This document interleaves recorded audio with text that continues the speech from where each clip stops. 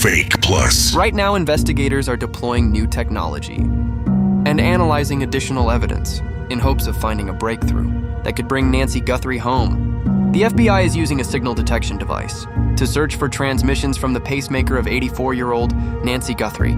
But the most important detail is this. Inside Nancy's chest is a device that recorded everything on the night she disappeared. Every heartbeat, every movement, every surge of stress, every physiological change was logged, time-stamped and stored. And the FBI has spent 68 days trying to decode that data. This is what many people still do not fully understand. About modern pacemakers, they do not just regulate the heart. They are data recorders, they log events. Timestamp changes track physiological responses, sync wirelessly with paired devices and leave behind a trail of information that, in the right hands, can reconstruct a timeline with more precision than cameras. Witnesses or physical evidence.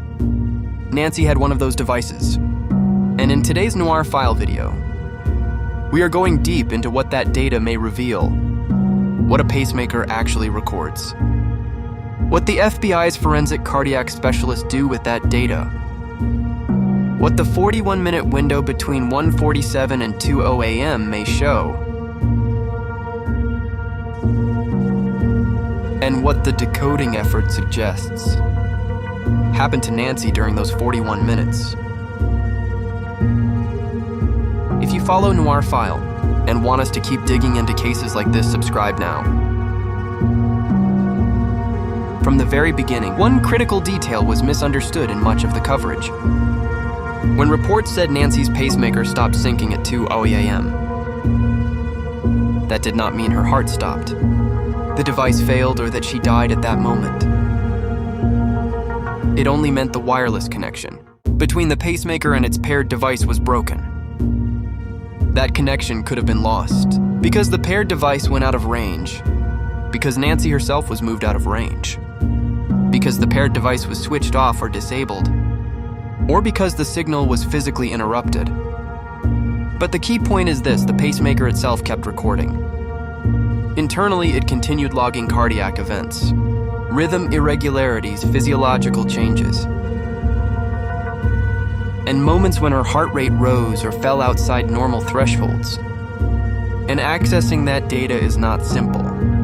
This is not like plugging in a cable and downloading a file. Implanted cardiac devices require proprietary manufacturer software, medical specialists to interpret the results, and in a forensic case, the FBI is not working on this with its staff alone.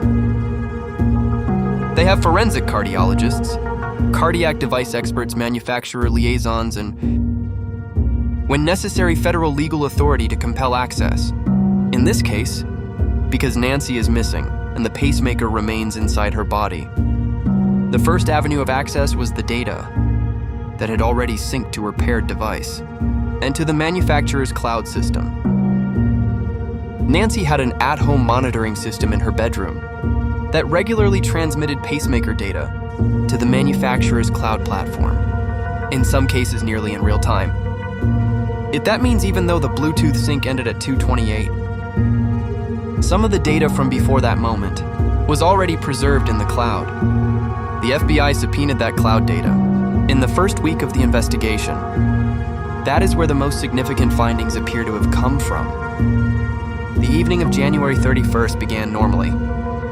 Nancy had dinner at her daughter Annie's home with Annie and her husband Tommaso.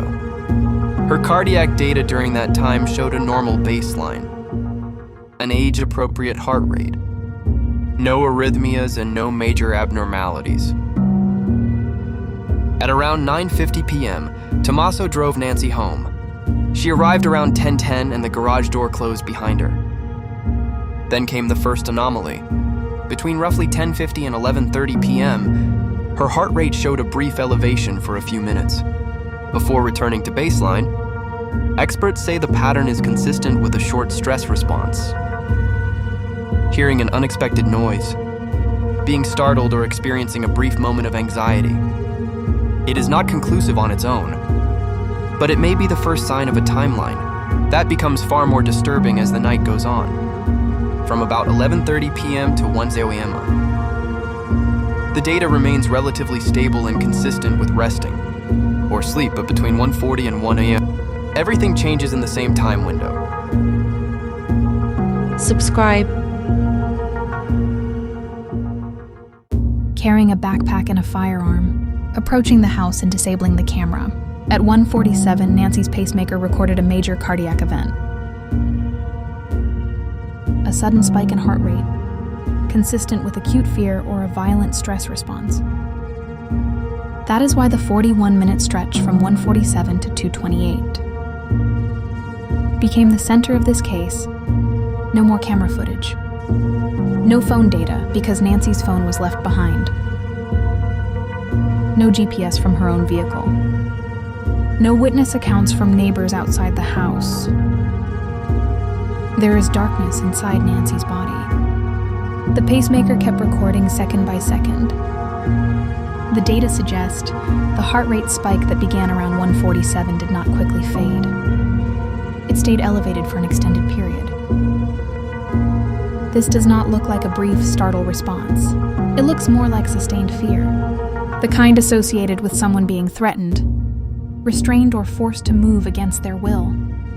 During the first 15 minutes after the camera was disabled, the pacemaker recorded prolonged elevated heart rate, along with irregular rhythm variations, patterns specialists associate with extreme emotional distress. In the second phase, roughly the next 15 to 20 minutes, the device's accelerometer data suggest a pattern of movement that does not resemble voluntary walking. Instead, it is more consistent with someone being carried, or passively transported, in other words. Nancy may no longer have been moving under her own power.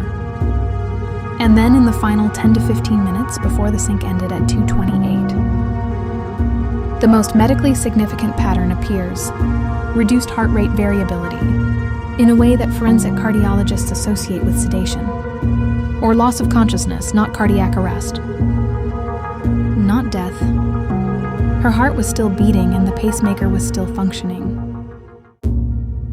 But her physiological state appears to have changed dramatically. That leads to one of the most sensitive conclusions in the entire case. Nancy may very likely have still been alive at 2:00 a.m. on February 1st, but in a heavily sedated or unconscious state. If that interpretation is correct, then the kidnappers came prepared. They brought a sedating substance with them. That would suggest a planned operation, not a spontaneous crime. It also opens a major investigative path: needle marks. Syringe is a chemical residue, biological evidence, and especially a procurement trail for controlled sedatives. Because the type of substance that could create a cardiac pattern like this is not something you casually buy at a grocery store. One of the biggest questions is whether the pacemaker can tell investigators where Nancy was taken. The honest answer is not directly. A pacemaker does not contain GPS and does not transmit real-time location coordinates. It records cardiac and movement data, not a map.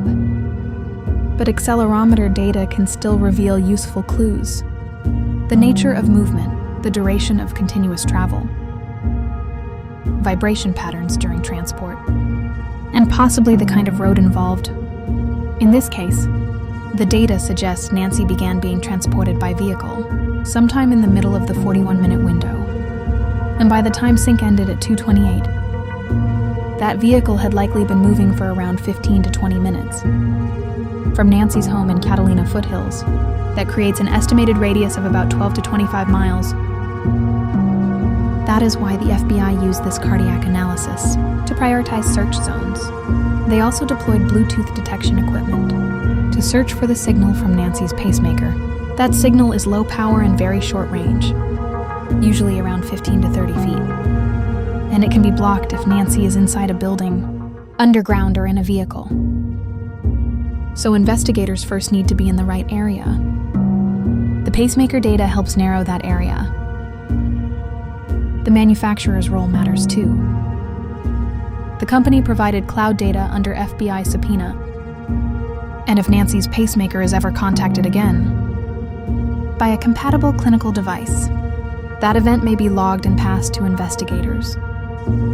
That is one reason why, if the kidnappers understand how these devices work, they would avoid taking Nancy anywhere near a hospital or medical facility.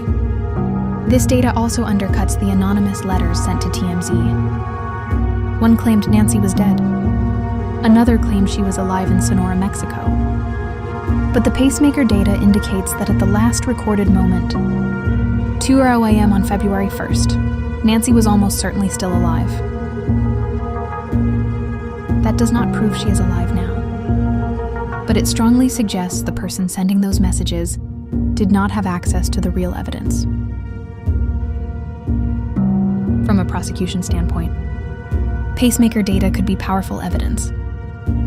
It documents Nancy's acute physical distress, provides time-stamped physiological evidence, consistent with the presence of a third party. And if the sedation pattern is further confirmed, it could support charges related to the administration of a controlled substance during an abduction.